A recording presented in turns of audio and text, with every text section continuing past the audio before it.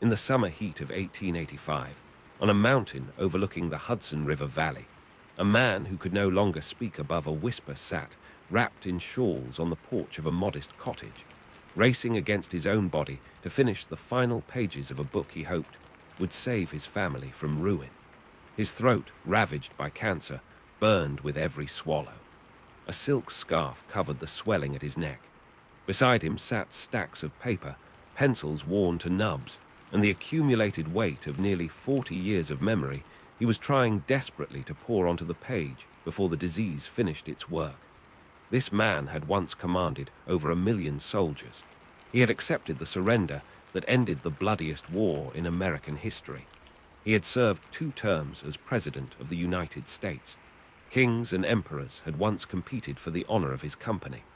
And now, in what would be the final weeks of his life, he was bankrupt, swindled out of nearly everything by a business partner he had trusted, writing furiously against a death sentence his doctors had already confirmed, because it was the only way left to provide for his wife and children.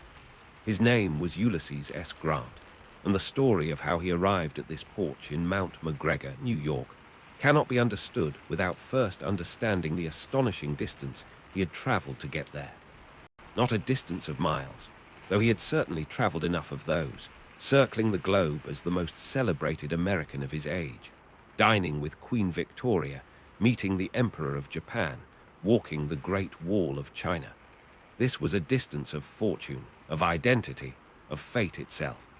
A distance between the boy once called useless by his own schoolmates and the general who broke the back of the Confederacy. Between a failed farmer who once pawned his own watch 2 days before Christmas to buy presents for his children, and the 2-term president who tried, however imperfectly, to secure freedom for 4 million formerly enslaved Americans. Between a shabby, forgotten clerk shuffling through the streets of Galena, Illinois in 1860, a man so reduced by failure that old army acquaintances sometimes failed to recognize him, and the commander before whom Robert Lee, the most celebrated general of his generation, would surrender at Appomattox less than 5 years later. How does this happen?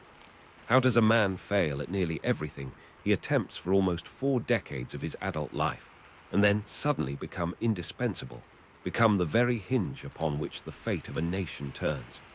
That is the question this documentary will answer.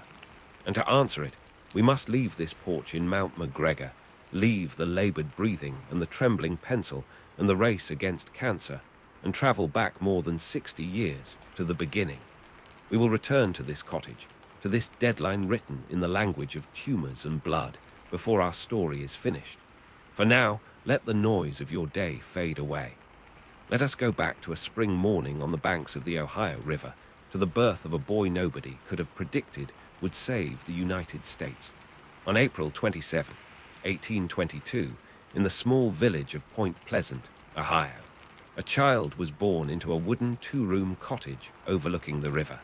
The morning carried the cool dampness typical of an Ohio spring, mist curling off the water, the smell of river mud, and new growth hanging in the air. Point Pleasant was a settlement of perhaps 500 souls, one of many small river towns that had sprung up along the Ohio in the decades following statehood. The mother, Hannah Simpson Grant, 25 years old and exhausted from labor, held her firstborn son.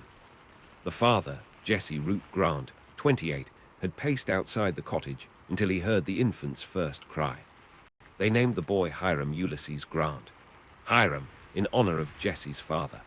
Ulysses, a name drawn from a book Hannah had been reading, one she thought sounded suitably noble and literary. Family legend would later claim the infant was so small he could have fit inside a quart mug. It was a name the boy would grow to despise, though he could not have known that yet, lying quietly in his mother's arms, while neighbors arrived to admire the newest addition to their frontier community. The America into which this child was born was itself young and uncertain, not yet 50 years removed from its own founding. The Revolutionary War had ended only 39 years earlier. Thomas Jefferson and John Adams, old rivals turned old friends, were both still alive in 1822, both in their 80s, Still watching the republic they had helped create stumble forward through its uncertain adolescence. The Louisiana Purchase, nearly 2 decades old, had doubled the nation's territory. The War of 1812 had ended just 8 years before Grant's birth, confirming American independence while leaving deep scars across the frontier. And the Missouri Compromise, signed only 2 years before his birth, had drawn an arbitrary line across the Western territories, permitting slavery south of the 36-degree, 30-minute parallel while forbidding it north of that line. It was a compromise that satisfied no one and would eventually collapse under its own contradictions, but it offered, for a moment, the illusion that the nation might expand westward without tearing itself apart. Ohio itself had achieved statehood only 19 years before Grant's birth, the 17th state admitted to the Union. It remained, in many ways, a conquered and recently reshaped land. Native peoples including the Shawnee, Delaware, Miami, and Wyandot had occupied these lands for thousands of years, only to be systematically dispossessed through treaties, warfare, and forced removal in the decades before Grant was born. By 1822, most had been pushed westward into Indiana and beyond, their villages replaced by American farms, their hunting grounds transformed into settlements. The violence of that transformation had largely faded from daily consciousness among the white settlers building their lives along the Ohio River, who saw themselves not as conquerors, but as pioneers bringing civilization to what they considered raw wilderness. Point Pleasant, situated on the Ohio River at the mouth of Big Indian Creek in Clermont County, was a river town, and in that era, being a river town meant being connected to the wider world. Flatboats and steamboats moved constantly along the water, carrying farmers' produce to distant markets, manufactured goods from eastern cities, families migrating westward in search of new land, and news from Cincinnati, Pittsburgh, and Louisville. Unlike isolated farming communities deep in the interior, river towns like Point Pleasant existed within a flow of information and commerce that connected ordinary families to events unfolding across the continent and beyond. It was into this river town, this place of movement and possibility, that Jesse Root Grant and Hannah Simpson Grant brought their firstborn son. Jesse Grant operated a tannery, and it was assumed, as was custom in that era, that his eldest son would eventually take up the family trade. But young Ulysses, called by his middle name within the family to distinguish him from his grandfather Hiram, developed an intense aversion to the tannery almost as soon as he was old enough to understand what happened within its walls. The smell of the hides, the blood, the violence required to transform a living animal into leather, all of it repulsed him. He would later recall that he hated the trade so thoroughly he vowed he would follow it only until he turned 21, and not one day longer. What he loved instead, with a passion that seemed to surprise even his own family, were horses. From an early age, he displayed a natural gift for handling them, breaking wild colts that grown men struggled to control, riding with a confidence and ease that seemed almost instinctive. Neighbors would later recall the small, quiet boy standing atop a horse's back while it galloped in circles, performing tricks that drew crowds at local fairs. It was, in many ways, the first sign of the singular talent buried within an otherwise unremarkable, even awkward childhood. For in nearly every other respect, young Ulysses seemed destined for an ordinary life at best. He was quiet to the point that some schoolmates considered him dull, even useless, a boy without evident ambition or spark. He showed no particular aptitude for academics, no gift for public speaking, no charisma that marked him as a future leader of men. When the time came for him to leave home, his father secured him an appointment to the United States Military Academy at West Point, largely because Jesse recognized that a free education was too valuable an opportunity to waste, and because it offered his reluctant son an escape from the tannery he so despised. Ulysses himself had little enthusiasm for a military career, and even less for the appointment process, but he went along with his father's wishes, setting into motion a bureaucratic error that would follow him for the rest of his life.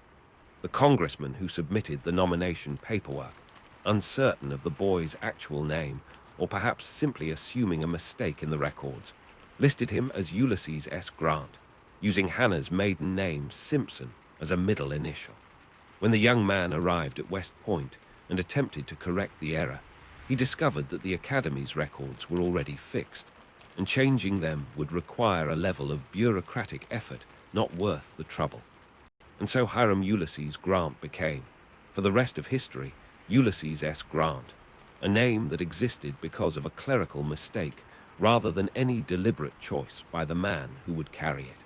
His fellow cadets, noticing his new initials spelled US, took to calling him Uncle Sam Grant, a nickname that decades later would take on an entirely different, more resonant meaning.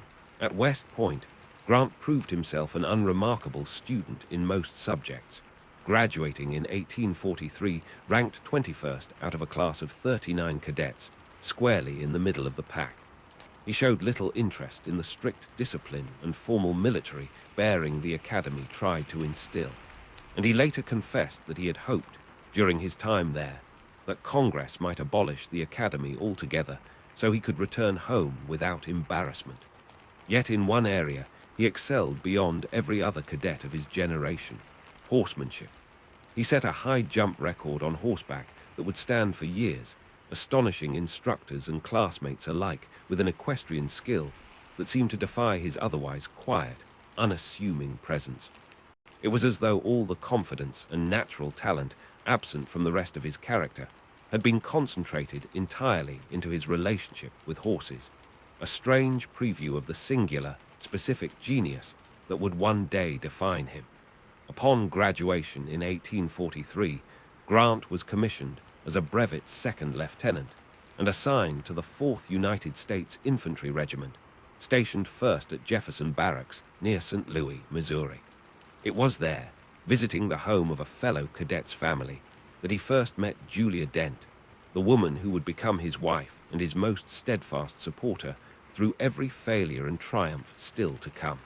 But before that relationship could fully bloom, before Grant could settle into any kind of stable civilian or even domestic life, the currents of American history swept him toward Texas, toward a controversial and expansionist war against Mexico that would test him in ways West Point never had. Under commanders like Zachary Taylor and Winfield Scott, Grant would witness firsthand the brutal realities of combat, the critical importance of logistics and supply, and the strategic principles that would, decades later, form the foundation of his approach to the far larger and far bloodier war that would eventually consume the entire nation.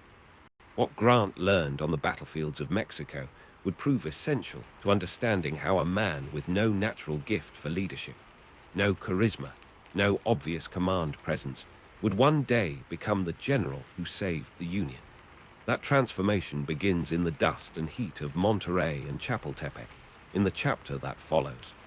The Mexican-American War began in 1846 over a disputed border and an American appetite for expansion, and Ulysses S. Grant, then a young lieutenant with the 4th Infantry Regiment, considered it from the very beginning an unjust conflict waged by a stronger nation against a weaker one. He would later write, in the memoirs composed decades afterward on that porch in Mount McGregor, that he regarded the war as one of the most unjust ever fought by a stronger nation against a weaker one, and that he had been too cowardly to resign his commission over it. Yet duty called him forward regardless of his private conscience, and it was in Mexico that the quiet, unremarkable cadet from West Point began to reveal the specific talents that would one day reshape American history. Grant was assigned duties as a regimental quartermaster, a role responsible for managing supplies, transportation, and provisions for his unit. It was considered, by most ambitious young officers, an unglamorous assignment, far removed from the battlefield glory that promotions and reputations were built upon. But Grant approached the work with meticulous seriousness, and in doing so absorbed lessons about the movement of armies, the feeding of thousands of men, and the coordination of wagons, mules, and supply lines that would prove indispensable when he commanded forces numbering in the hundreds of thousands. Despite his administrative role, Grant repeatedly sought opportunities to participate directly in combat, unwilling to remain safely behind the lines while his fellow soldiers faced danger. At the Battle of Monterey in September 1846, Grant distinguished himself through an act of considerable bravery. When his regiment ran low on ammunition amid fierce urban fighting, Grant volunteered to ride through exposed, bullet-swept streets to secure more supplies, riding a horse in a manner reminiscent of the trick riding he had performed as a boy at Ohio fairs, hanging low against the animal's flank to present a smaller target while Mexican soldiers fired from rooftops and windows. He successfully delivered his message and returned safely, an act that earned him quiet respect among his fellow officers, even as his official duties kept him largely in supporting roles. Later, during the campaign under General Winfield Scott that pushed toward Mexico City itself, Grant participated in the assault on Chapultepec Castle in September 1847, one of the war's climactic engagements, there demonstrating tactical ingenuity that foreshadowed his later strategic thinking. He ordered a howitzer disassembled and hauled to the belfry of a nearby church, then reassembled to fire directly upon retreating Mexican forces, a maneuver that earned him a brevet promotion to captain for gallant conduct. These experiences, brief as they were within the larger arc of his life, planted seeds that would not fully flower for another 15 years.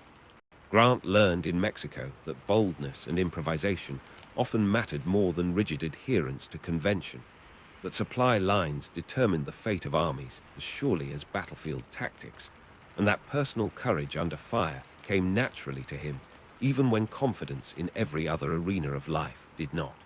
When the war concluded in 1848, Grant returned to the United States and married Julia Dent, the woman he had met years earlier at Jefferson Barracks. Their courtship had persisted through years of separation during the war, sustained by letters, and their marriage would prove to be one of the most consistently loving and supportive partnerships of any American president, a rare constant throughout the turbulent decades that followed. Julia's steady devotion would carry Grant through failures that might have permanently broken a lesser man's spirit. But peacetime service in the United States Army offered none of the clarity or purpose that combat had provided. Grant was assigned to increasingly remote and isolated postings, first to Fort Vancouver in the Oregon Territory, and later to Fort Humboldt in Northern California, both located thousands of miles from Julia and their young children. Army regulations and financial constraints made it impractical, sometimes impossible, for officers stationed at such distant frontier outposts to bring their families along, and Grant found himself separated from his wife and children for years at a time, stationed among fellow officers in remote wilderness postings with little to occupy his mind beyond routine garrison duties. The isolation proved crushing. Letters took weeks or months to arrive. Grant attempted various schemes to earn extra income to support his family and perhaps hasten a transfer closer to home, including raising chickens and potatoes for sale, ventures that met with only modest, inconsistent success. The loneliness ate at him steadily, and it was during this period, according to numerous documented accounts from fellow officers stationed alongside him, that Grant began drinking heavily, seeking some relief from the crushing isolation and separation from the family he loved. The extent and severity of Grant's drinking during this period has been debated by historians for over a century, complicated by later political attacks from rivals eager to discredit him, and by the tendency of 19th century military culture to exaggerate such matters. What is documented, however, is that in 1854, while stationed at Fort Humboldt, Grant's commanding officer, Colonel Robert Buchanan, confronted him regarding his conduct, reportedly presenting him with a choice between facing formal court-martial proceedings or resigning his commission quietly. Grant chose resignation and left the United States Army in disgrace, his once promising military career apparently at an end, the cloud of suspicion surrounding his departure following him as he made his way back across the continent to reunite with the family he had scarcely seen in years. What followed was among the bleakest stretches of Grant's entire life, a period lasting nearly 7 years during which the former Army officer failed at essentially every civilian endeavor he attempted. Settling near St. Louis, Missouri, on land provided by his father-in-law, Grant took up farming on a plot he named, with grim and perhaps unintentional irony, hardscrabble. He built the modest log house himself, cutting the timber with his own hands, but the farm never generated sufficient income to support his growing family. Poor harvests, falling agricultural prices, and Grant's own inexperience combined to make the venture an ongoing struggle. He worked the land alongside enslaved people belonging to his father-in-law's household, a detail that would later complicate his historical legacy, though Grant himself would eventually free the one enslaved man he personally owned, a decision that stood in notable contrast to his father-in-law's continued embrace of slavery. Despite years of grinding effort, the hardscrabble farm ultimately failed, forced under by the same economic pressures that crushed countless small farmers across America during that turbulent decade. Desperate for income, Grant next attempted work as a bill collector in St. Louis, a job that required him to pursue debts from citizens often as impoverished as himself, an occupation for which his naturally quiet, non-confrontational temperament proved poorly suited. That venture, too, collapsed within months. He tried his hand at real estate, entering into a partnership attempting to sell and manage properties in St. Louis, but this endeavor fared no better than his previous attempts, undermined by his lack of business acumen and the persistent economic difficulties gripping the region. Grant's fortunes sank so low that in one particularly desperate moment, just 2 days before Christmas, he pawned his own gold watch, a treasured possession, simply to purchase modest gifts for his children, a moment of quiet desperation that would later become one of the most frequently cited details of his pre-war poverty. Those who encountered Grant during these years described a man visibly worn down by repeated failure, his clothing shabby, his bearing that of someone who had given up expecting good fortune to ever find him again. By 1860, with virtually no other options remaining, Grant swallowed whatever pride still remained to him and accepted a position as a clerk in his father's leather goods store in Galena, Illinois, working under the supervision of his own younger brothers, who managed the business considerably more successfully than Grant had managed anything in years. It was a bitter irony, almost too precise to be believed. The boy who had sworn as a child he would never work with animal hides, who had fled the family tannery the moment he was able, now spent his days, nearly 40 years of age, arranging leather goods on shelves, dependent upon his father's charity and his younger brother's patience. Old acquaintances from his army days, encountering Grant on the streets of Galena during this period, sometimes failed to recognize him entirely, so thoroughly had failure and poverty transformed his appearance and bearing. He was, by every conventional measure available in 1860, a failure. A man who had squandered his West Point education, disgraced himself out of military service, and proven himself incapable of success in farming, real estate, debt collection, or any other civilian pursuit he attempted. Nothing about the shabby clerk quietly measuring leather in a small-town Illinois store suggested that this same man would, within just a few short years, command the destiny of an entire nation. Then, on April 12, 1861, Confederate forces opened fire on Fort Sumter in Charleston Harbor, South Carolina, and the United States plunged into the Civil War that had been building for decades. President Abraham Lincoln issued an urgent call for volunteers to suppress the rebellion, and communities across the North began organizing military units in response. In Galena, the local citizens gathered to form a volunteer company, and Grant, the town's only resident with formal military training and combat experience, was asked to assist in organizing and drilling the new recruits, despite his own uncertain standing given the circumstances of his earlier resignation from the army. He agreed without hesitation, recognizing perhaps that this crisis represented an opportunity unlike any that had come before, a chance to apply the specific skills he possessed, skills utterly useless in farming or retail, but potentially invaluable in the desperate military emergency now consuming the nation. Grant wrote letters offering his services to various military departments, initially receiving little response, his reputation from his earlier resignation apparently following him even now. He traveled to the state capital in Springfield, Illinois, working temporarily in a clerical capacity, helping process the flood of volunteer regiments being organized across the state, remaining largely anonymous among the thousands of men suddenly swept into military preparation. But circumstances, and perhaps the sheer scale of the emerging conflicts, demand for competent officers with actual combat experience, would soon draw the failed farmer and shopkeeper back into uniform in a far more significant capacity. Illinois Governor Richard Yates, struggling to find qualified officers to command the state's rapidly multiplying volunteer regiments, would soon turn to Grant, offering him command of a regiment whose previous commander had proven unable to maintain discipline among his unruly recruits. It was an unglamorous, almost accidental beginning, scarcely different in scale from countless similar appointments occurring across the Union that spring.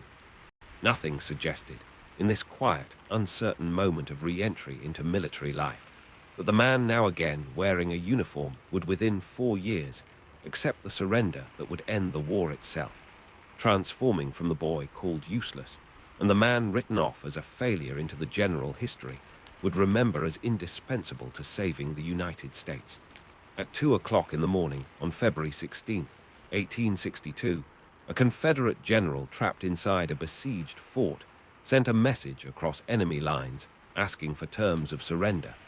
Expecting the customary courtesies of 19th century warfare, formal negotiations, perhaps an exchange of prisoners under honorable conditions, the response he received instead would echo across the United States within days, printed in newspapers from Boston to San Francisco, transforming an obscure Illinois colonel into the most famous man in America almost overnight. The reply read simply that no terms except unconditional and immediate surrender could be accepted, and that the Union commander proposed to move immediately upon the Confederate works. The man who wrote those words was Ulysses S. Grant, and within days, newspapers across the North would seize upon his initials, U.S., and declare that they now stood for something new: unconditional surrender Grant. The failed farmer, the disgraced army officer, the shopkeeper who arranged leather goods on shelves in Galena, Illinois, had become, almost overnight, the first authentic military hero the Union had produced in a war that, until that point, had delivered the North almost nothing but disappointment and defeat. But to understand how Grant arrived at that fort, and how he would soon nearly lose everything he had gained there in the chaos of a Tennessee battlefield few had ever heard of, we must return to the spring of 1861, to a man freshly recommissioned into an army that scarcely remembered his name. When Illinois Governor Richard Yates commissioned Grant as colonel of the 21st Illinois Infantry Regiment in June 1861, he was placing a man with a checkered military past in charge of several hundred undisciplined volunteers who had already run off their previous commander. Grant approached the assignment with the same methodical seriousness he had once brought to quartermaster duties in Mexico, imposing discipline through quiet, consistent authority rather than bluster or intimidation.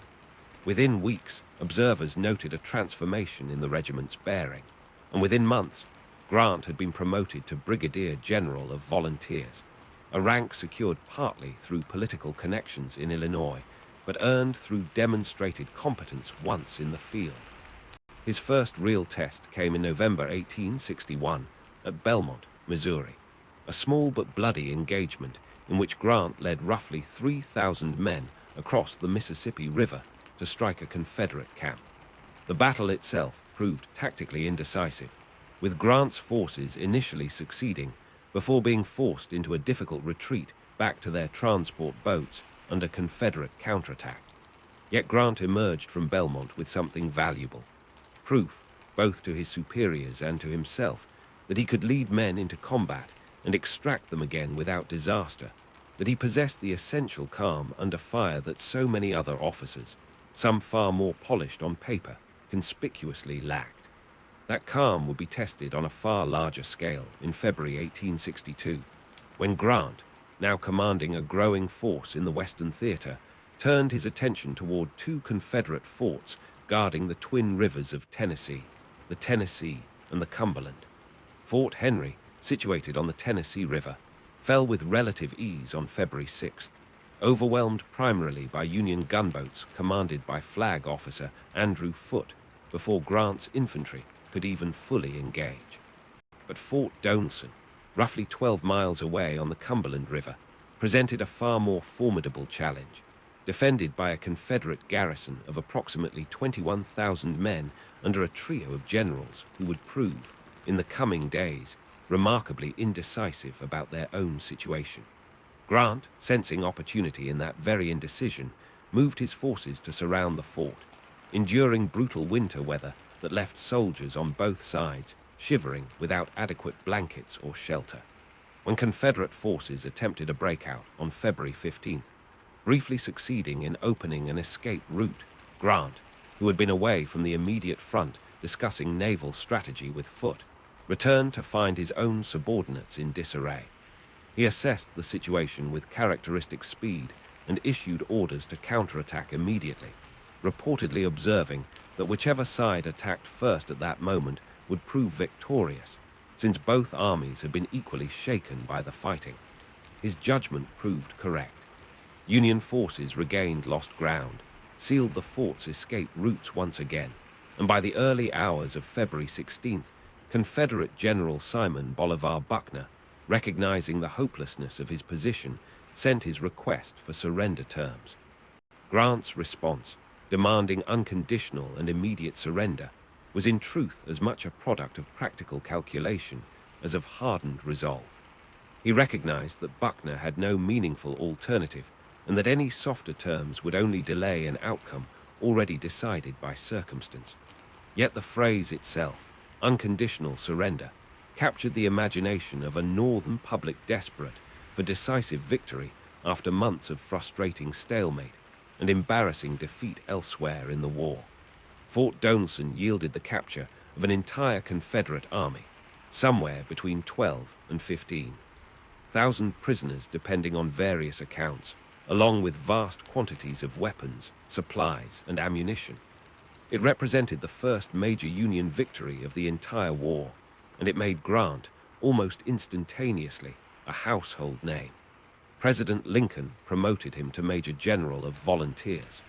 Newspapers that had never mentioned his name now printed detailed accounts of his life, some accurate, many exaggerated or invented outright, feeding a public hungry for heroes in a war that had thus far produced remarkably few. Yet Grant's newfound fame would face its most severe test barely 2 months later, on the banks of a Tennessee River landing called Pittsburgh, near a small log church known as Shiloh. On the morning of April 6, 1862, Confederate forces under General Albert Sidney Johnston launched a massive surprise assault against Grant's encamped army, catching many Union soldiers still in their tents, some literally cooking breakfast when the attack began. The scale of the surprise and the resulting chaos and carnage would generate lasting controversy over Grant's conduct and preparedness, controversy that has persisted among historians for over a century and a half.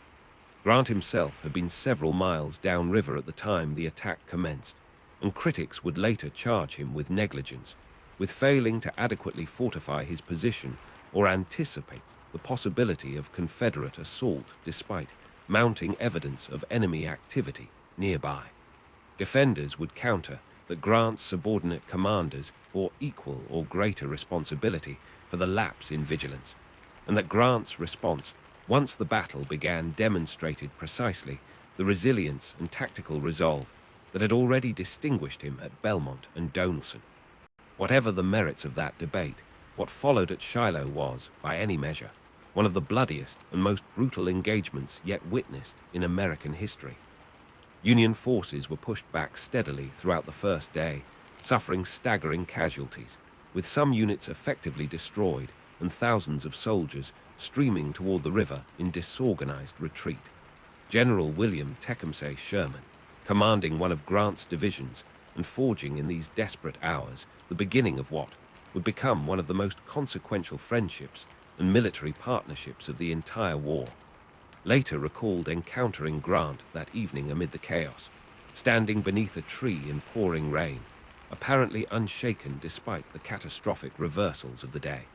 When Sherman suggested that perhaps circumstances called for retreat, Grant reportedly replied that he intended not to retreat, but to attack the enemy at first light.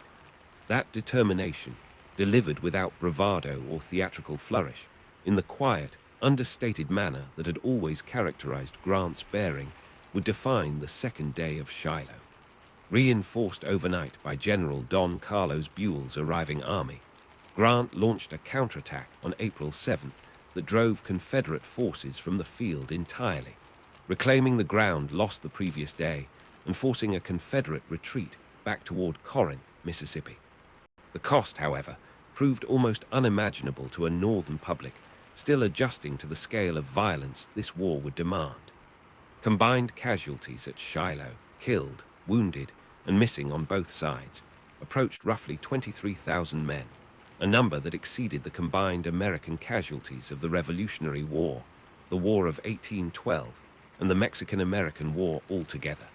Newspapers that had celebrated Grant as a hero after Fort Donelson now printed furious editorials demanding his removal, some outlets going so far as to accuse him of having been drunk and unprepared when the Confederate assault began. Accusations that echoed the old suspicions about his drinking from his pro-war army days, and that have never been definitively resolved by historians despite extensive investigation. Pressure mounted on President Lincoln to relieve Grant of command, pressure that arrived from newspapers, from politicians, and reportedly from members of Lincoln's own cabinet. It was in response to this mounting pressure that Lincoln is reported to have made one of the most consequential decisions of the entire war, refusing to dismiss Grant despite the political cost of retaining him, reportedly telling visitors who pressed the case against Grant that he could not spare this man because he fights. Whether Lincoln's exact words match precisely what has been passed down through historical memory remains uncertain, but the substance of his decision is beyond dispute.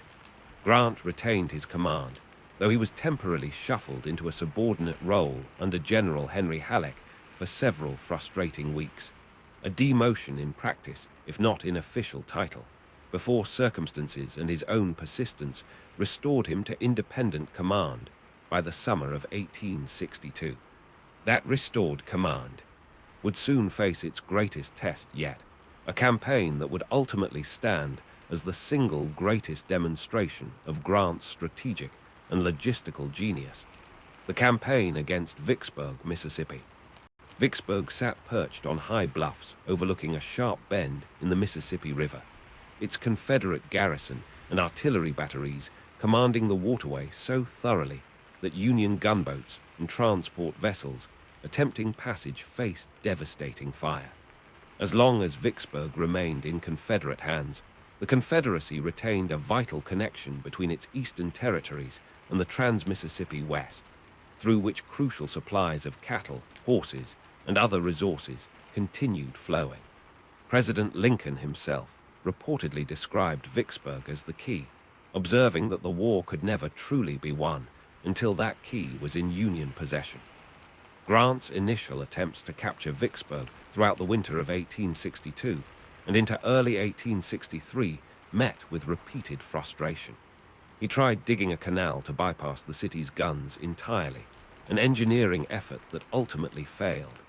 He attempted various approaches through the swampy, flooded bayou country surrounding the city, expeditions that consumed enormous effort while yielding little practical progress. Disease ravaged his camps during these muddy, miserable months, and northern newspapers, ever ready to renew their criticism, once again questioned whether Grant possessed the competence necessary for his command. But in April 1863, Grant conceived and executed a plan of such audacity that it startled even his own subordinate officers. several of whom privately doubted its wisdom.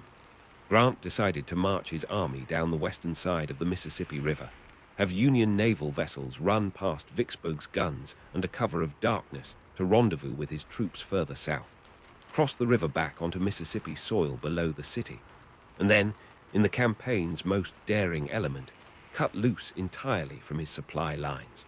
This meant abandoning the traditional military practice of maintaining a secure line of communication and provisions back to friendly territory, instead relying on his army's ability to forage and live off the surrounding countryside while moving rapidly through hostile Confederate territory. It was a gamble that violated conventional military wisdom, one that risked catastrophe if Confederate forces managed to trap his army deep in enemy territory without adequate supplies or avenue of retreat. Grant's own commanding general, Henry Halleck, would likely have objected had there been time for the plan to be reviewed and approved through normal channels. But Grant, having learned through years of failure and observation that decisive action often mattered more than cautious deliberation, proceeded largely on his own authority. The campaign that followed unfolded with remarkable speed and success. Grant's army won a rapid succession of battles at Port Gibson, at Raymond, at Jackson, the Mississippi state capital, and at Champion Hill, driving Confederate forces under General John Pemberton back toward Vicksburg itself, while preventing a separate Confederate army under Joseph Johnston from combining forces to oppose him.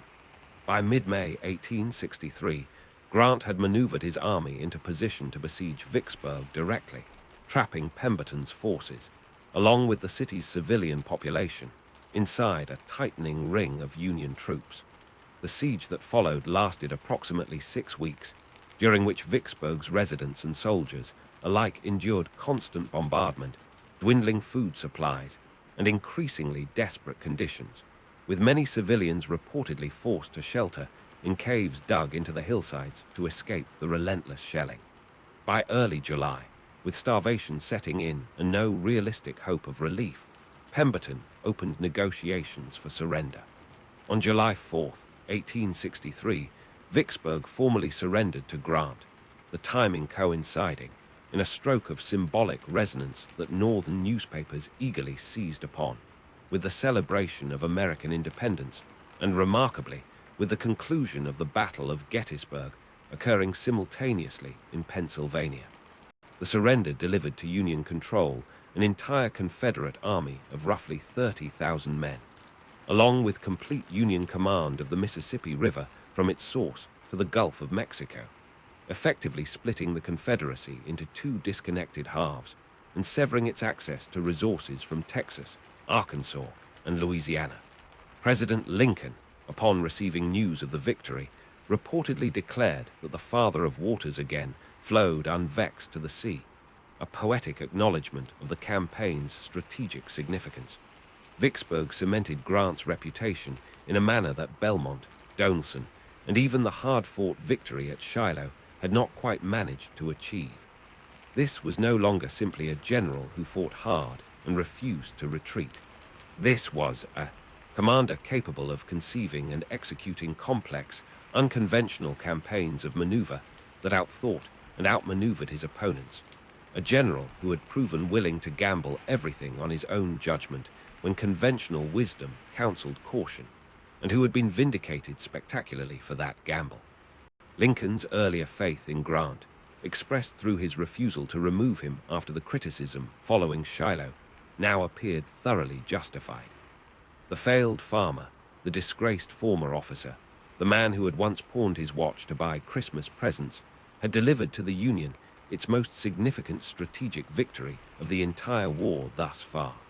Word of Vicksburg's fall spread quickly through Washington, and it was not long before Lincoln and his advisors began seriously considering what role this remarkable general might play in the war's next, decisive phase.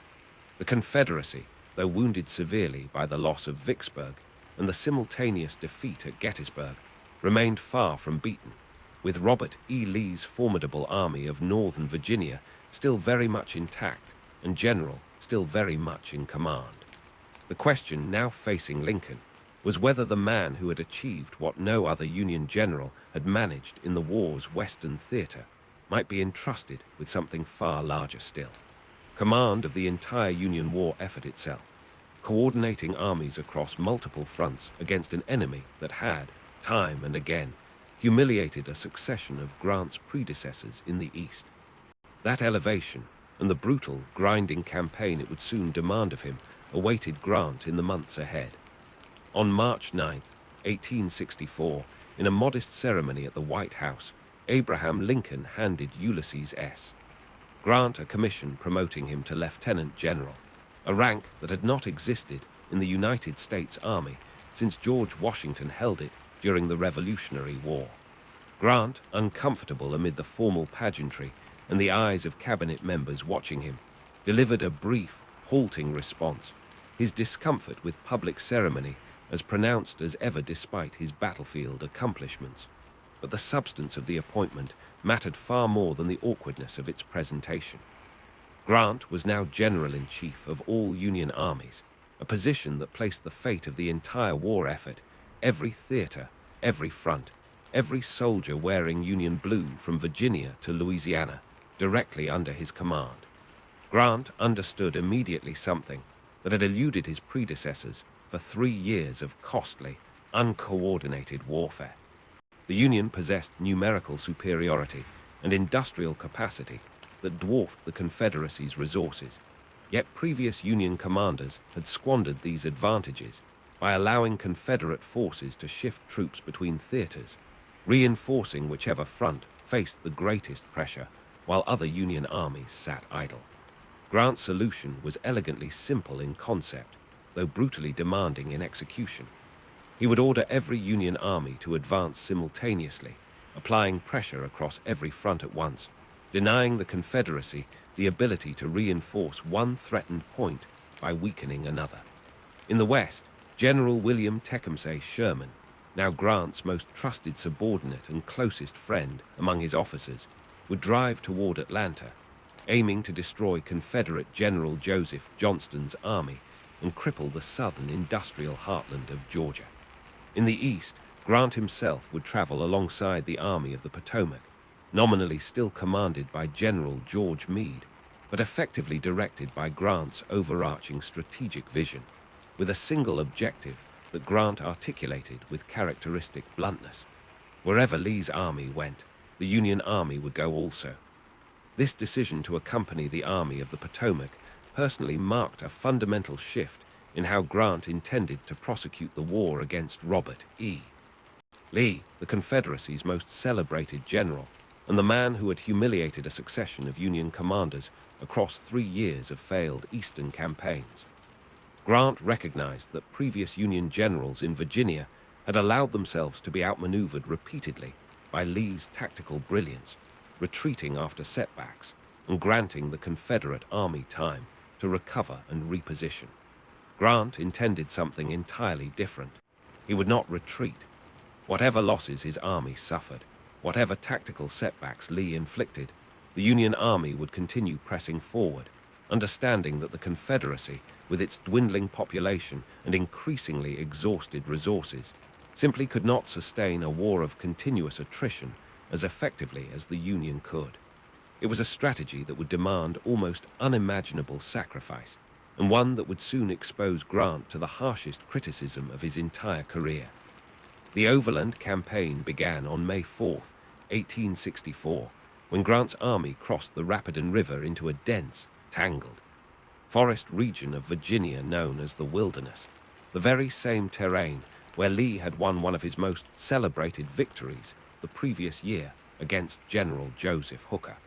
Lee, recognizing that the confined, heavily wooded landscape would neutralize the Union Army's numerical advantage and its superior artillery, attacked Grant's forces almost immediately as they attempted to move through the tangled undergrowth. The Battle of the Wilderness, fought across May 5th and 6th, 1864, produced some of the most horrific fighting conditions of the entire war. Musket fire ignited the dry underbrush, and flames swept through portions of the battlefield, burning wounded soldiers alive where they lay, unable to escape amid the chaos and confusion of combat in near-total visual obscurity, with opposing lines sometimes firing blindly at muzzle flashes glimpsed through dense smoke and foliage. Union casualties at the Wilderness totaled approximately 17,000 men, a staggering toll for 2 days of fighting that ended without a clear tactical victor. In any previous campaign of the war's eastern theater, such losses might have prompted a Union retreat back across the river to regroup and reconsider strategy, precisely the pattern that had repeated itself so many times before under Grant's predecessors. Instead, on the night of May 7th, as Union soldiers marched away from the Wilderness battlefield, they discovered that their column was turning not northward, back toward Washington in retreat, but southward, deeper into Virginia, toward Lee's army and toward Richmond, the Confederate capital. Soldiers who had fought at the Wilderness and expected the familiar pattern of retreat, reportedly, began cheering spontaneously in the darkness when they realized the direction of their march, understanding intuitively that something fundamental had changed in how this war was now being fought. Grant was not going to retreat. He intended to keep pressing forward regardless of cost, and this realization, even amid exhaustion and grief for fallen comrades, ignited something resembling renewed hope among the rank and file. That resolve was tested again almost immediately at Spotsylvania Courthouse, where fighting raged intermittently from May 8th through May 21st, 1864. The battle's most infamous moment occurred at a position soldiers came to call the Bloody Angle, where opposing forces fought at point-blank range for nearly 20 consecutive hours. Soldiers stabbing each other with bayonets across earthen fortifications, corpses piling several bodies deep in the mud, and musket fire so continuous and concentrated that it reportedly cut down entire trees. One oak trunk, nearly 2 feet in diameter, felled entirely by the accumulated impact of rifle bullets. The savagery of Spotsylvania shocked even veteran soldiers accustomed to the war's brutality, and combined Union casualties across the battle's extended duration approached 18,000 men. Still, Grant pressed forward, maneuvering his army in a series of flanking movements designed to force Lee into open battle on ground favorable to Union numbers, movements that gradually pushed the fighting closer and closer to Richmond itself. This grinding, relentless campaign reached its most controversial and costly moment on June 3rd, 1864, at Cold Harbor, a crossroads location within a few miles of the Confederate capital. There, Grant ordered a massive frontal assault against heavily entrenched Confederate positions, an attack that resulted in catastrophic Union casualties, historians generally estimating between 6,000 and 7,000 men killed or wounded within the span of roughly 30 minutes of concentrated fighting. Grant himself later acknowledged in his memoirs that he regretted ordering this particular assault more than any other decision of his military career, recognizing in hindsight that the entrenched Confederate positions were simply too formidable to overcome through direct frontal attack. News of the mounting casualties from the Wilderness through Spotsylvania to Cold Harbor spread through northern newspapers throughout the spring and early summer of 1864, and public reaction was one of genuine horror. Some newspapers began referring to Grant as a butcher, questioning whether any strategic objective justified such staggering losses of American life, and Grant's approval ratings, along with Lincoln's own political standing heading into the presidential election of 1864, suffered considerably under the weight of these casualty reports. Yet Grant understood something his critics often failed to grasp. This was not senseless slaughter, but calculated attrition against an enemy with fundamentally limited manpower reserves. The Confederacy, unlike the Union, could not easily replace its battlefield losses. Every Confederate soldier killed, wounded, or captured represented a loss the South's shrinking population simply could not sustain indefinitely, while the Union's larger population and its ability to recruit immigrant soldiers and eventually African-American troops provided a continuous stream of replacements that Lee's army could never match. Following Cold Harbor, Grant executed one of the most brilliant strategic maneuvers of his entire career, secretly withdrawing his army and crossing the James River to strike at Petersburg, a vital rail junction supplying Richmond, before Lee fully recognized what was happening. Had Grant's subordinate commanders moved with sufficient speed and aggression during the initial assault on Petersburg's lightly defended positions in mid-June 1864, the war might have concluded that summer. Instead, delays and hesitation among Union field commanders allowed Confederate reinforcements to arrive just in time, transforming what might have been a swift breakthrough into a prolonged siege that would ultimately stretch on for 9 grueling months, through the remainder of 1864 and into the spring of 1865. The Siege of Petersburg introduced trench warfare tactics that would eerily foreshadow the horrors of the First World War half a century later, with soldiers on both sides living in muddy, fortified trenches, enduring sniper fire, artillery bombardment, and disease, while Grant continued extending his lines westward, methodically severing the railroad connections that supplied both Petersburg and Richmond with food, ammunition, and reinforcements.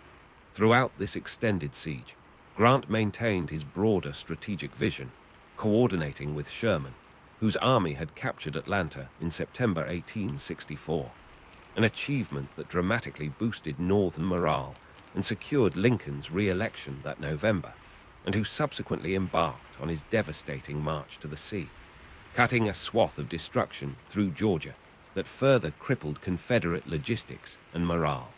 By late March 1865, with Confederate supply lines strangled and desertion rates climbing rapidly within Lee's increasingly desperate army, Grant launched a final offensive that broke through Confederate defenses at Petersburg. On April 2, 1865, Confederate President Jefferson Davis received word that Richmond could no longer be held, and the Confederate government evacuated the capital that same evening, setting fires to prevent valuable military supplies from falling into Union hands, flames that spread and consumed much of the city's business district before Union troops arrived the following morning.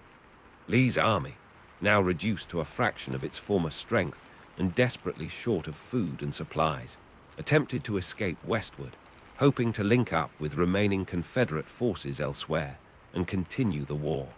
Grant pursued relentlessly, his cavalry under General Philip Sheridan harassing the retreating Confederates at every opportunity, cutting off escape routes and capturing critical supply trains that Lee's starving soldiers desperately needed. By April 7, 1865, with his army surrounded and his soldiers reduced to eating raw corn meant for horses, Lee received a letter from Grant suggesting that further resistance was hopeless and inquiring whether Lee wished to avoid further bloodshed by surrendering his remaining forces.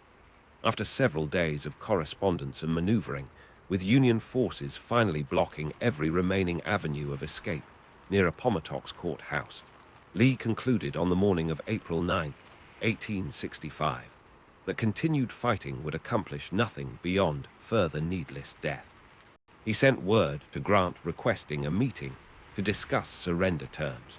The two generals met that afternoon in the parlor of a modest brick house belonging to a man named Wilmer McLean, a house McLean had specifically chosen years earlier partly to escape the war after an earlier battle had literally exploded through his previous home near Manassas, a bitter irony that placed the war's beginning and effective end within the same family's unwilling orbit. The contrast between the two commanders in that room was striking and will be remembered by witnesses for decades afterward. Lee arrived in a pristine dress uniform, complete with a ceremonial sword, presenting himself with the formal dignity befitting what he understood to be a historic and solemn occasion. Grant, by contrast, arrived in a mud-splattered private's blouse, having ridden hard for hours and having had no opportunity to change into more formal attire, his boots still caked with the dirt of the pursuit that had brought him to this moment. Grant later confessed in his memoirs that he felt something akin to sadness rather than triumph as he approached this meeting, respecting Lee's military skill and recognizing the personal anguish the Confederate commander must have felt in this moment of final defeat. The surrender terms Grant offered proved remarkably generous, a decision that would prove enormously significant for the difficult process of national reconciliation that lay ahead. Confederate soldiers would not be imprisoned or treated as traitors deserving punishment. Officers would be permitted to retain their sidearms and personal baggage. When Lee mentioned that many of his cavalrymen and artillerists owned their own horses, animals that would prove essential for the spring planting season awaiting them at home, Grant extended the surrender terms to permit any soldier claiming ownership of a horse or mule to keep the animal, a gesture of practical mercy that acknowledged the desperate agricultural needs of a defeated, war-ravaged South. Grant also arranged for Union rations to be distributed immediately to Lee's starving army, feeding former enemies as an act of basic humanity rather than continued hostility. As word of the surrender spread through Union lines, soldiers began firing celebratory artillery salutes, but Grant ordered these immediately silenced, reportedly stating that the Confederates were now their countrymen again, and that the war was over, the rebels were our countrymen again, and the best sign of rejoicing after the victory would be to abstain from all display. The surrender at Appomattox effectively ended the Civil War's major combat operations, though scattered Confederate forces elsewhere would continue fighting for several more weeks before finally laying down their arms. The bloodiest conflict in American history, one that had claimed the lives of over 600,000 soldiers, was finally drawing to its close, and Grant, the failed farmer and disgraced former officer, had become the man whose name would forever be linked to the moment the Union was preserved, and the enslaved millions promised eventual freedom under the 13th Amendment moved closer to that liberation's full realization. Grant's magnanimity at Appomattox, his refusal to humiliate a defeated enemy, his insistence on treating former Confederates as countrymen rather than criminals, would establish a template for reconciliation that many hoped might allow the reunited nation to heal from 4 years of devastating civil war.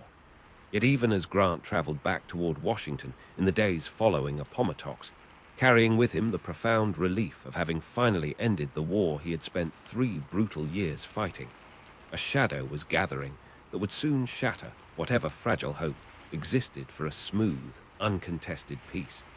On the evening of April 14, 1865, just 5 days after Lee's surrender, President Abraham Lincoln attended a performance at Ford's Theater in Washington, and Grant himself had originally been invited to accompany the president and his wife that evening, an invitation Grant declined at the last moment due to his wife Julia's discomfort around Mary Todd Lincoln, and the couple's desire instead to visit their children in New Jersey. That decision would spare Grant from witnessing directly the assassination that was about to unfold, an act of violence that would throw the entire nation's uncertain future into chaos precisely when steady, wise leadership seemed most desperately needed. The war Grant had just won was over, but the peace he had helped secure at Appomattox, the peace built on magnanimity and reconciliation, now hung by the most fragile of threads, and America's next chapter would prove no less turbulent than the war that had just concluded. On the morning of April 15, 1865, Ulysses S. Grant received word in Philadelphia that Abraham Lincoln had died hours earlier from a gunshot wound inflicted the previous night at Ford's Theater. Grant had declined the president's invitation to attend that very performance, a decision that had likely spared his own life, since evidence would later reveal that the conspirators surrounding John Wilkes Booth had originally intended to target Grant as well, viewing the general as second only to Lincoln in symbolic importance to the Union cause. The news struck Grant with a force he rarely displayed publicly, a man not given to visible emotion who reportedly wept openly upon learning that the president he had served, and had come to deeply respect during the war's final desperate years, was gone. The peace so carefully negotiated at Appomattox just 6 days earlier, built upon Grant's insistence that former Confederates be treated as countrymen rather than criminals, now faced its first true test without the steady hand that had guided the Union through 4 years of civil war.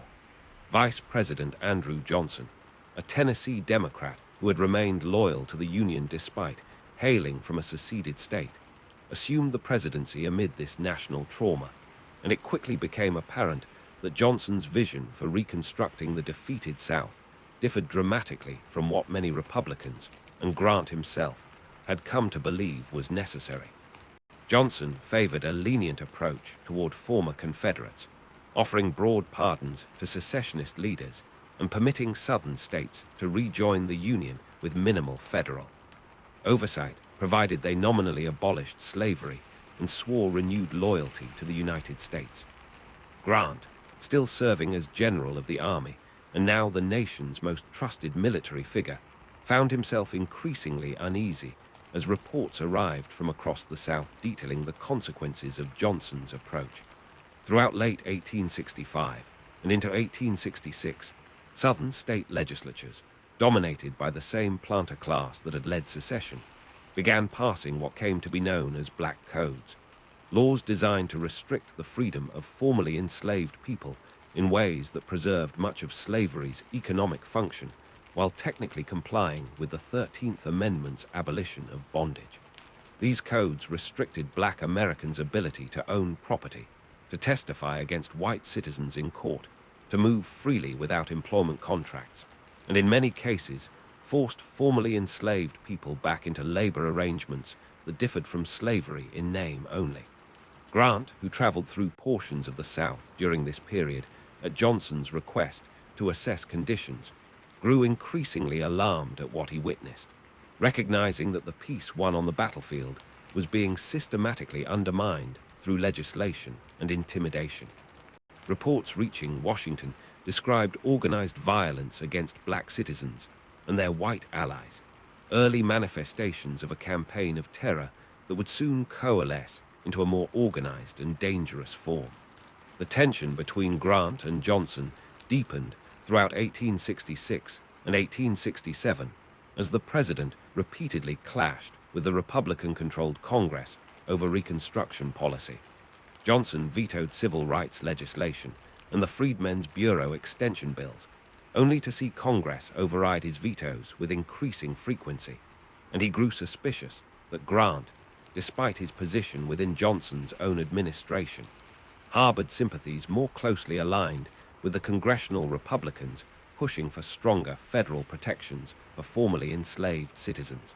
Johnson attempted at one point to maneuver Grant into a politically awkward position regarding the removal of Secretary of War Edwin Stanton, a maneuver that backfired badly and further damaged the relationship between the president and his most celebrated general. Grant, uncomfortable with politics and reportedly reluctant to be drawn into the increasingly bitter conflict between Johnson and Congress, nonetheless found himself unable to remain neutral as the stakes of Reconstruction grew clearer with each passing month. By 1868, with Johnson having survived impeachment proceedings by a single vote in the Senate, the Republican Party looked toward the upcoming presidential election with Grant as their obvious, almost inevitable candidate. Grant himself had shown little enthusiasm for political office throughout his life, having famously avoided even voting in elections prior to the wore out of a soldier's traditional deference to civilian political processes. Yet the same qualities that had made him indispensable as a military commander, his steadiness, his quiet determination, his demonstrated commitment to the principles for which the war had been fought, made him equally indispensable to a Republican Party anxious to preserve the gains of Reconstruction against Johnson's dismantling efforts, and against a resurgent Democratic Party eager to return political power to the very Southern interests the war had defeated. Grant accepted the Republican nomination in May 1868, delivering an acceptance letter notable for its brevity and its now famous closing phrase, expressing his hope that the nation might finally achieve lasting peace, a sentiment he distilled into the simple words, "Let us have peace." That phrase became the defining slogan of his campaign, printed on banners and repeated in speeches across the North, capturing both the nation's genuine longing for stability after years of war and division, and Grant's own characteristic preference for plain, direct language over elaborate political rhetoric. His Democratic opponent, Former New York Governor Horatio Seymour campaigned on a platform sympathetic to white Southern grievances and hostile to continued federal enforcement of black civil rights, a contrast that made the election of 1868 effectively a referendum on whether Reconstruction's promises would be honored or abandoned. Grant won the election decisively in the Electoral College, though his margin in the popular vote proved closer than many expected, a result attributable in part to the fact that several Southern states, still under military Reconstruction, had not yet been readmitted to full participation, and in part to the reality that a substantial portion of the Northern electorate remained ambivalent about the ongoing costs of Reconstruction. Notably, the votes of newly enfranchised black citizens across the South, participating in federal elections for the first time in American history, proved decisive to Grant's victory in several contested states, a fact that would only deepen the resolve of white Southern Democrats determined to suppress that same electorate in future contests. On March 4, 1869, Ulysses S. Grant took the oath of office as the 18th President of the United States, a remarkable ascent for a man who, less than a decade earlier, had been arranging leather goods on shelves in his father's Galena store, unable to support his own family without assistance. The inauguration ceremony, conducted amid the still raw scars of civil war, carried a weight of expectation matched by few presidential transitions in American history. Grant inherited a nation profoundly transformed and profoundly fractured. The South lay economically devastated, its plantation economy shattered, its cities in many cases still bearing physical scars from the fighting, its white political establishment resentful and largely unreconciled to the social revolution that emancipation represented. 4 million formerly enslaved Americans stood newly free, but without secure legal protections, without land, without the basic infrastructure of citizenship that would allow that freedom to translate into genuine equality and opportunity. The urgent question awaiting Grant's presidency was whether the promises implicit in Union victory, that formerly enslaved people would truly become citizens protected equally under the law, would be honored or abandoned amid Northern war weariness and Southern resistance. Grant understood, perhaps more clearly than any president who would follow him for nearly a century, that the war's true purpose had been not merely to preserve the Union, but to end slavery and establish some measure of justice for those it had brutalized for generations. He would soon discover that securing military victory had proven, in some respects, less difficult than securing lasting political and social justice for the millions of Americans whose freedom remained perpetually under threat from those determined to reverse it by any means available, including organized, violent terrorism spreading rapidly across the defeated South. In October 1871, President Ulysses S. Grant did something no American president had done before or has done since in quite the same manner. He suspended the writ of habeas corpus across 9 counties in South Carolina, authorizing the mass arrest of hundreds of citizens without the normal constitutional protections against indefinite detention. He took this extraordinary step not against foreign invaders or armed rebels on a battlefield, but against a domestic terrorist organization that had grown so powerful in parts of the South that it effectively controlled entire counties through nighttime raids, whippings, and murder. Federal prosecutors and troops descended on York County, South Carolina, arresting so many suspected members of the Ku Klux Klan that local jails overflowed, and prosecutors were forced to house prisoners in improvised facilities while the machinery of federal justice ground slowly forward. Grant, the general once accused of caring only for the battlefield, was now waging a different kind of war entirely, one fought with grand juries, federal marshals, and troops stationed not against Confederate armies, but against his own citizens who refused to accept that the Civil War had actually changed anything. To understand how the nation arrived at this extraordinary moment, we must return to the early months of Grant's presidency, when the promise of Reconstruction still seemed achievable, and when the newly inaugurated president turned his attention almost immediately to the unfinished business of securing black citizenship under law. Grant took office in March 1869, already committed to seeing through what remained of the constitutional revolution the war had begun. The 13th Amendment had abolished slavery in 1865. The 14th Amendment, ratified in 1868, had established citizenship and equal protection under law for all persons born in the United States, including formerly enslaved people. But a critical piece remained unfinished: the explicit right to vote.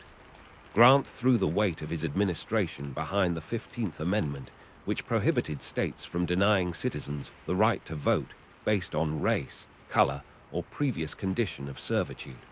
The amendment moved through Congress and the state ratification process throughout 1869 and into early 1870, and on March 30th, 1870, Grant signed a proclamation certifying its ratification, declaring the moment one of the most important events in American history, a milestone he believed would finally secure for Black Americans the political power necessary to protect their own freedom.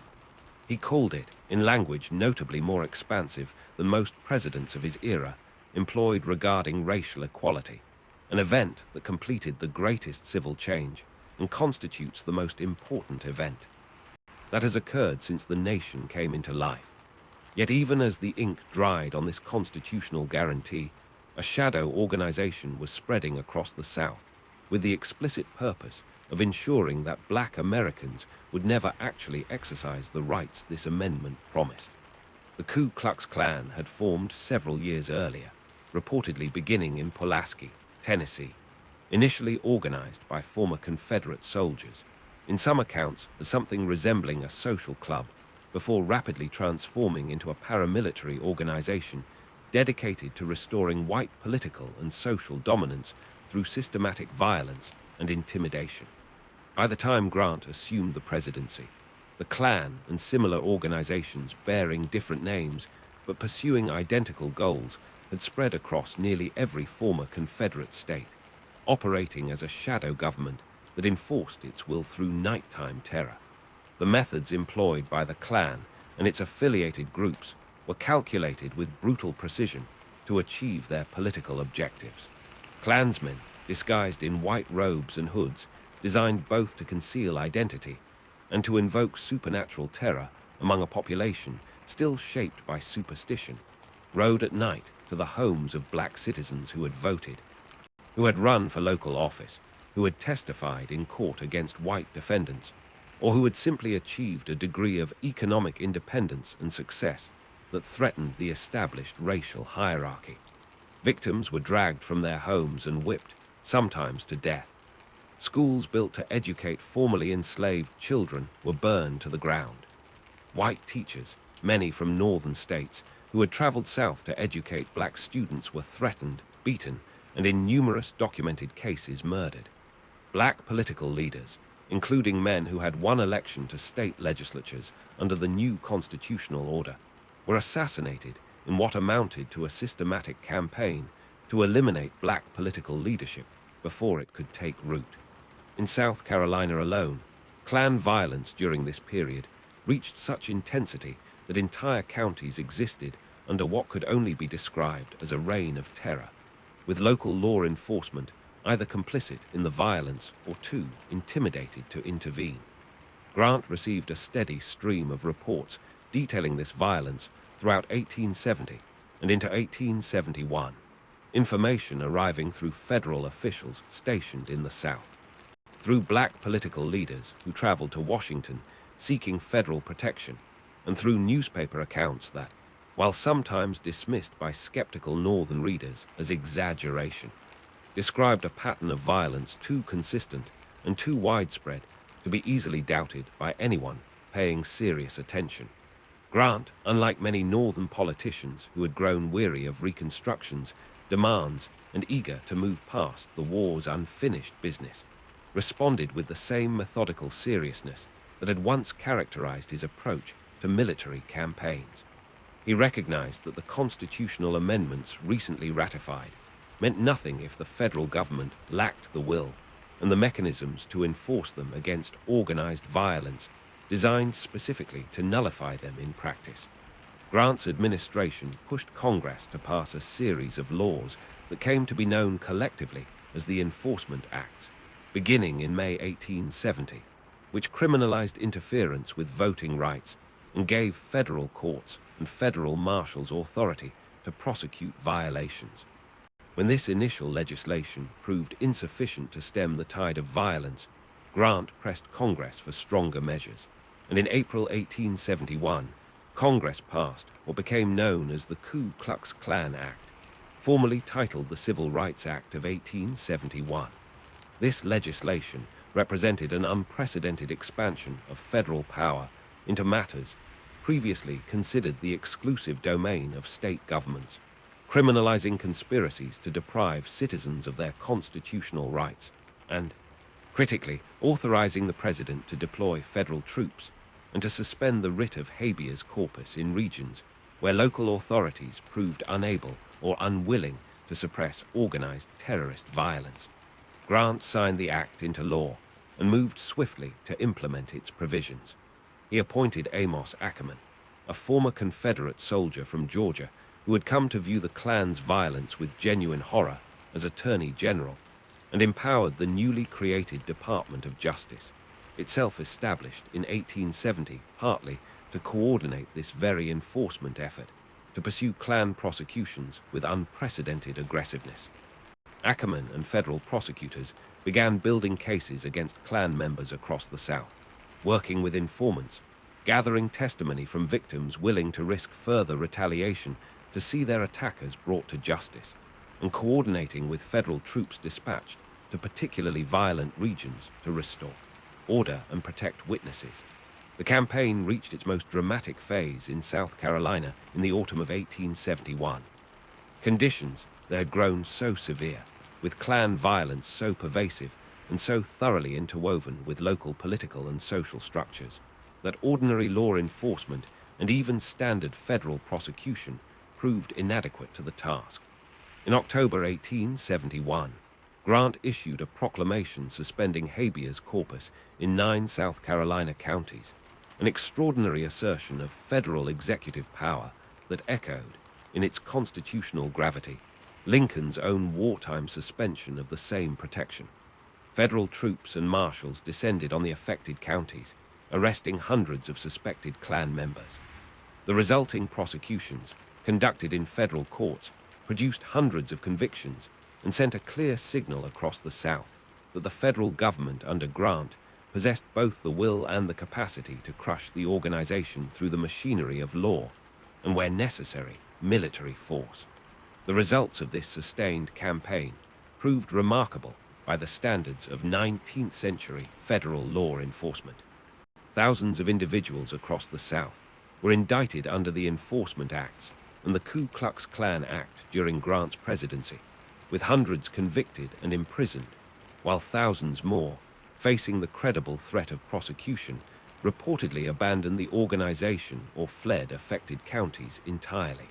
By the mid-1870s, the Ku Klux Klan as a formal organization had been effectively broken as a coherent, coordinated force across most of the South, its infrastructure dismantled, its leadership imprisoned or scattered, its capacity for the kind of large-scale, coordinated terrorism that had characterized the years immediately following the war substantially degraded. This achievement, largely forgotten or minimized in later popular memory of Grant's presidency, stands as one of the most significant and successful federal civil rights enforcement efforts in 19th century American history, a direct and forceful presidential response to domestic terrorism that would not find a clear parallel again for generations. Yet even as Grant achieved this genuine and consequential victory in defense of black citizens' constitutional rights, his administration faced mounting difficulties that would complicate and ultimately undermine the broader project of Reconstruction. In September 1873, the American economy plunged into a severe financial crisis, later known as the Panic of 1873, triggered by the collapse of the banking firm J. Cook and Company amid overextended railroad investments and speculative excess. The resulting depression, one of the most severe economic downturns the young nation had yet experienced, threw thousands of businesses into bankruptcy and left widespread unemployment in its wake, consuming public attention and political energy that might otherwise have remained focused on protecting Reconstruction's gains in the South. Northern voters, increasingly preoccupied with their own economic hardships, grew steadily less interested in continued federal intervention in Southern racial politics, a shift in public mood that Grant's political opponents, both Democratic and increasingly some fellow Republicans, would exploit in the years ahead. Compounding these economic difficulties, Grant's administration became entangled in a series of corruption scandals that, while not implicating Grant personally in any wrongdoing, nonetheless tarnished his presidency's reputation and provided ammunition for critics eager to discredit his broader agenda. The Credit-Mobilier scandal, which came to public light in 1872, revealed that a construction company associated with the Union Pacific Railroad had systematically overcharged for construction costs while distributing shares of stock to sympathetic members of Congress to forestall investigation, implicating numerous prominent political figures, though the scheme itself had originated before Grant's presidency began. More directly embarrassing was the whiskey ring scandal, uncovered in 1875, which exposed a conspiracy among distillers and federal revenue officials to evade liquor taxes through bribery, a scheme that reached into Grant's own administration and implicated his private secretary, Orville Babcock, a man Grant trusted deeply and personally. Grant's determination to see the investigation through despite its proximity to his own inner circle, including his willingness to provide testimony that ultimately helped clear Babcock in his trial, has been interpreted by historians in various ways, some crediting his personal integrity in supporting a thorough investigation, others noting the awkwardness of a sitting president testifying on behalf of an aide implicated in defrauding the very government he led. What remains largely undisputed among historians studying Grant's personal conduct is that he himself was never credibly accused of personal corruption or financial impropriety during his presidency, his failures in this era being ones of judgment in trusting untrustworthy subordinates rather than personal venality. These accumulating pressures, economic depression, scandal, and growing northern fatigue with the seemingly endless demands of Reconstruction, steadily eroded the political coalition that had sustained Grant's aggressive civil rights enforcement during his first term. By his second term, which began in 1873 following his re-election the previous year, Grant found Congress increasingly reluctant to fund continued military enforcement in the South, and found even members of his own party questioning whether the federal government should continue what many now viewed as an open-ended and costly intervention in Southern affairs. Violence against black citizens continued, and in some areas intensified even as federal resolve wavered, with paramilitary organizations bearing different names but pursuing goals identical to the Klan's original mission. Groups such as the White League in Louisiana and the Red Shirts in South Carolina and Mississippi, employing increasingly open and organized violence to overthrow Reconstruction governments and suppress black political participation through means that sometimes amounted to open warfare. This deteriorating situation reached its crisis point in the contested presidential election of 1876, held as Grant's second term drew to its close. The election pitted Republican Rutherford B. Hayes against Democrat Samuel Tilden in a contest so close and so marred by disputed returns from South Carolina, Florida, and Louisiana, states where Reconstruction governments still clung to power amid ongoing violence and intimidation, that the outcome remained genuinely uncertain for months following Election Day. The crisis was ultimately resolved through a set of informal political arrangements that came to be known as the Compromise of 1877, under which Hayes was awarded the disputed electoral votes and thus the presidency, while Democrats received assurances that federal troops would be withdrawn from the remaining southern states where they still provided protection for Reconstruction governments and black political participation. This withdrawal, implemented shortly after Hayes assumed office in March 1877, effectively marked the end of Reconstruction as a federal policy, removing the last significant check on white Southern Democrats' efforts to re-establish political dominance and to systematically strip black citizens of the rights so recently secured through constitutional amendment and, during Grant's presidency, through determined federal enforcement against organized terrorism. Grant himself, watching from the closing months of his presidency as the political consensus supporting Reconstruction crumbled around him, could do little to prevent the compromise that would undo so much of what his administration had fought to achieve. The man who had crushed the Klan through federal prosecution and military force, who had suspended habeas corpus in South Carolina to protect black citizens' right to vote, who had declared the 15th Amendment among the most important achievements in the nation's history, would leave office in March 1877, watching the beginning of a long, dark retreat from the promises of Reconstruction, a retreat that would not begin to reverse itself for nearly a century. What became of Grant himself in the years following this bittersweet conclusion to his presidency, and how his own fortunes would soon collapse in ways that echoed his earlier civilian failures, forms the next chapter of this remarkable and improbable American life. When Ulysses S. Grant departed the presidency in March 1877, he did not retreat quietly into private life, as most former presidents had done before him. Instead, he and Julia embarked on a journey that would transform him, for a brief and remarkable interlude, into arguably the most famous private citizen on the planet. What began as a modest plan for rest and recuperation evolved into a 2-year world tour spanning more than 20 countries, a journey that revealed just how far the reputation of the failed farmer from Galena had traveled since those desperate years of pawned watches and clerking in his father's leather shop. The Grants departed Philadelphia in May 1877 aboard the steamship Indiana, and almost immediately the scale of public interest in the former president became apparent.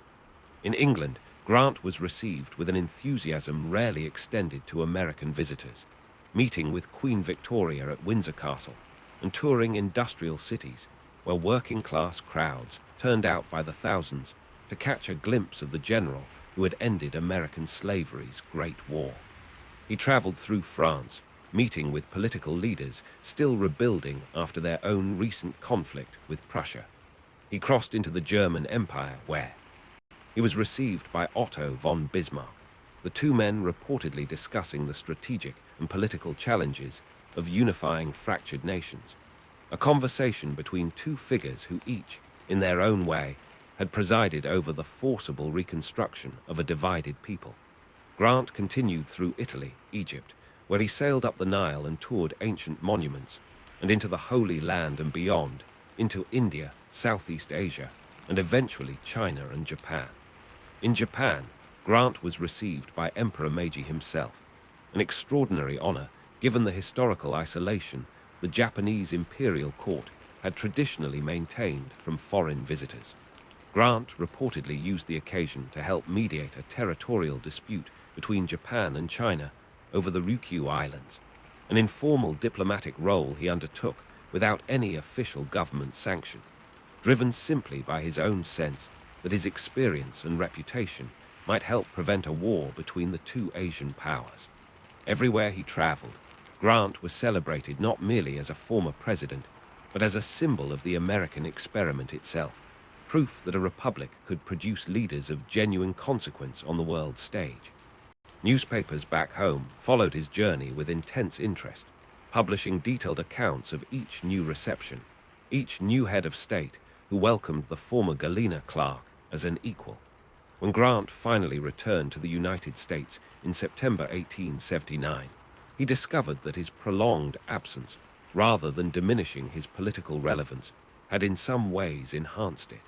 Speculation began circulating almost immediately that Grant might seek a third presidential term in the election of 1880, breaking with the two-term tradition established by George Washington, but never formally codified into law or constitutional amendment.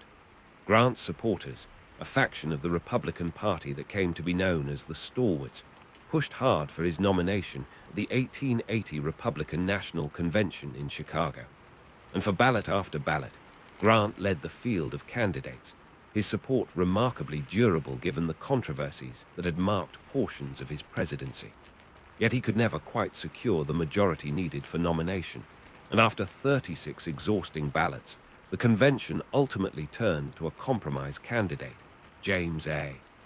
Garfield, who would go on to win the general election that November before his own presidency, was cut tragically short by an assassin's bullet within months of taking office. Grant's failed bid for a third term marked the effective end of his political ambitions, and he settled into what he likely hoped would be a comfortable retirement, financed partly by the wealth of prominent supporters who had established a trust fund for the Grants during his post-presidential travels, and partly by his own modest investments. It was in pursuit of greater financial security, however, that Grant made the decision that would ultimately prove the most catastrophic of his entire life, far more devastating in its consequences than any of his pro-war civilian failures. In 1881, Grant's son, Ulysses S. Grant Jr., known within the family as Buck, entered into a business partnership with a young financier named Ferdinand Ward, forming an investment firm called Grant and Ward. Ward possessed an extraordinary talent for projecting confidence and financial sophistication, and he convinced the Grant family, along with numerous other prominent investors, that the firm was generating extraordinary returns through a series of lucrative government contracts and banking arrangements. In reality, Ward was operating what would later be recognized as an elaborate Ponzi scheme, using new investors' capital to pay fictitious returns to earlier investors while diverting substantial sums for his own personal enrichment.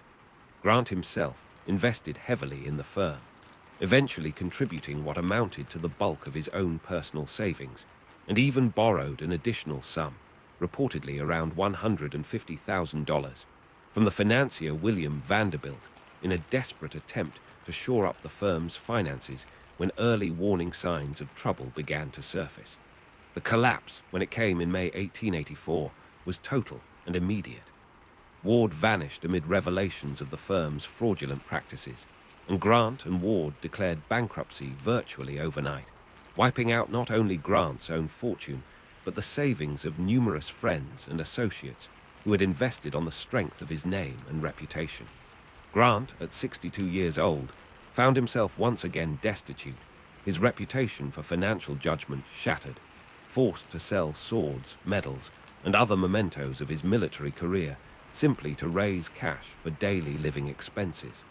It was a humiliation that echoed, with cruel precision, the poverty of his pro-war years, except now the stakes involved not merely his own reputation, but the financial security of his wife and children, and the debt owed to Vanderbilt weighed on him with particular anguish, given the personal trust that loan had represented.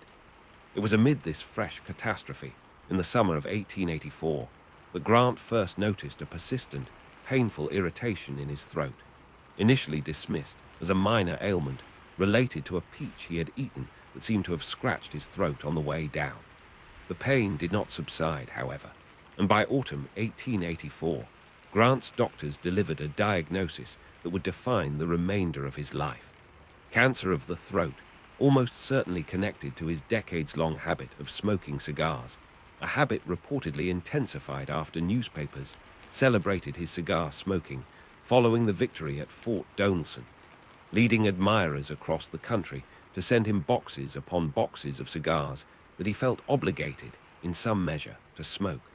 Grant now faced two converging catastrophes simultaneously: a terminal illness that his doctors estimated would likely claim his life within roughly a year, and a financial ruin that threatened to leave his family with nothing once he was gone. It was in this desperate context that Grant turned to writing as a final act of provision for his family, a decision encouraged significantly by his friend and admirer, the author Mark Twain, whose real name was Samuel Clemens. Twain had learned that Grant was considering publishing his memoirs through a magazine, The Century, for what Twain considered an inadequate sum. And Twain, who had established his own publishing company, offered Grant vastly more generous terms, including a substantial percentage of the profits from book sales, recognizing both the commercial potential of Grant's memoirs and, more personally, his own desire to help secure the financial future of a man he deeply admired. Grant began the work of writing his memoirs in earnest in the final months of 1884 and throughout 1885, racing against a disease that was steadily robbing him of his ability to speak and eventually to swallow without excruciating pain. He worked initially at his home in New York City, and later, as his condition worsened through the spring and summer of 1885, at a cottage on Mount McGregor near Saratoga Springs, where the cooler mountain air was thought to offer some measure of relief. It is here, at this cottage, that our story began, with a man wrapped in shawls, unable to speak above a whisper, his throat wrapped in silk scarves to hide the visible swelling of his tumor, pushing himself through excruciating pain to complete a manuscript that would ultimately run to 2 substantial volumes. Grant's determination during these final months astonished those who witnessed it, including his physicians, his family, and Twain himself, who visited periodically to check on his friend's progress and to offer encouragement. Grant wrote by hand for as long as he was physically able, and later, when the pain in his throat made even sitting upright an ordeal, he dictated portions of the text or continued writing in pencil while propped up in a chair, refusing repeated suggestions from doctors and family members that he rest and set the project aside. He understood with absolute clarity that this book represented the only remaining means by which he could ensure his wife and children would not be left in poverty after his death, and that understanding drove him forward through pain that would have incapacitated a lesser will entirely. The manuscript, ultimately published as the personal memoirs of Ulysses S. Grant, covered his life from his childhood in Ohio through the end of the Civil War, written in the same plain, direct, unadorned style that had characterized his military dispatches decades earlier.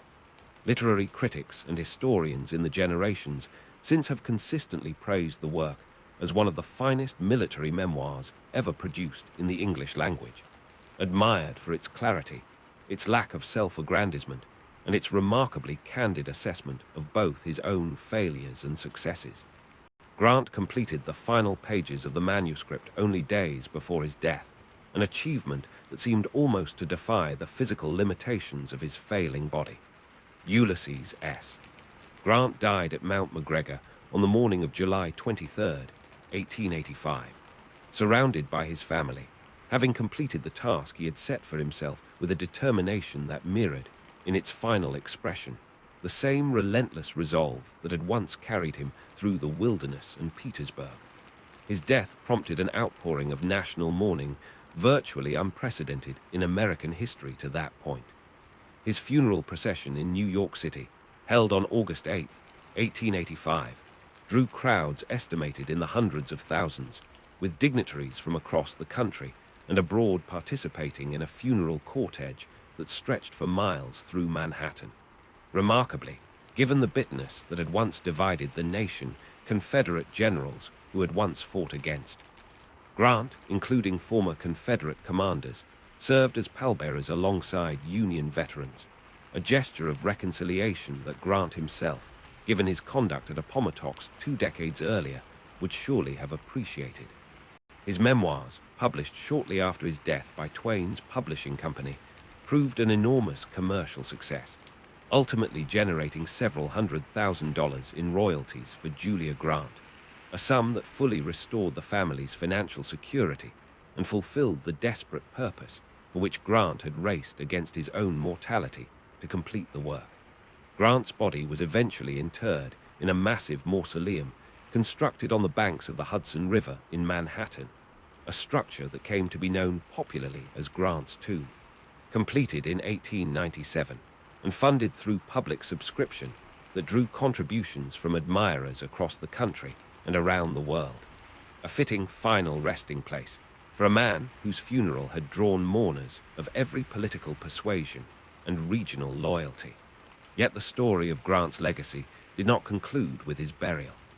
In the decades following his death, particularly during the early 20th century, a movement among historians sympathetic to the former Confederacy, often associated with what came to be called the lost cause interpretation of the Civil War, worked systematically to diminish Grant's reputation.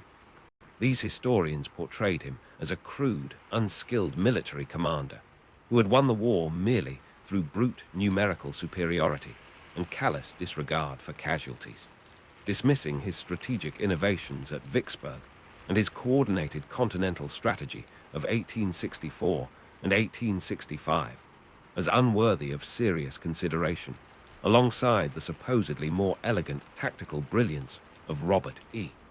Lee. This same movement, deeply invested in minimizing the moral significance of slavery as a cause of the war, also worked to obscure and diminish Grant's presidential record on civil rights, portraying Reconstruction itself as a corrupt and misguided overreach rather than a necessary, if imperfectly executed, effort to secure genuine freedom for millions of formerly enslaved Americans. This diminished reputation persisted through much of the 20th century, with Grant frequently ranked among the least accomplished American presidents in surveys conducted by historians, his military reputation similarly overshadowed by the romanticized memory of his Confederate adversaries. It has only been in recent decades that a substantial reassessment of Grant's legacy has taken hold among serious historians, a reassessment informed by careful re-examination of primary sources, by growing scholarly attention to the genuine achievements and setbacks of Reconstruction, and by a broader historical reckoning with the centrality of slavery and racial justice to the Civil War's meaning. Contemporary historians increasingly recognize Grant's battlefield record as a genuine masterclass in strategic thinking, citing the audacious Vicksburg campaign and his coordinated command of multiple Union armies as evidence of tactical and strategic sophistication that his lost cause critics had systematically undervalued. Similarly, scholars now widely credit Grant's presidency as representing the most vigorous and effective federal defense of black civil rights of any 19th century American president, pointing specifically to his aggressive prosecution of the Ku Klux Klan, his support for the 15th Amendment, and his willingness to deploy federal power, including the suspension of habeas corpus, in defense of citizens' constitutional rights against organized domestic terrorism. So how, then, does this remarkable story answer the question posed at its outset? How did a boy once called useless, a young man who graduated in the unremarkable middle of his West Point class, a failed farmer who pawned his own watch 2 days before Christmas, become the man credited with saving the United States?